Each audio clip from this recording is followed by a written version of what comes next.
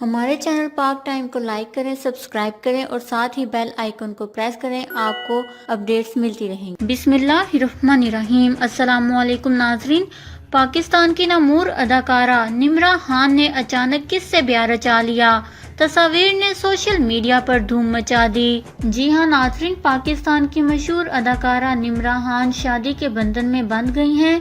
इनकी तस्वीर ने सोशल मीडिया पर धूम मचा दी है, जिसके बाद इन्हें सोशल मीडिया पर मुबारकबाद देने का सिलसिला शुरू हो गया है।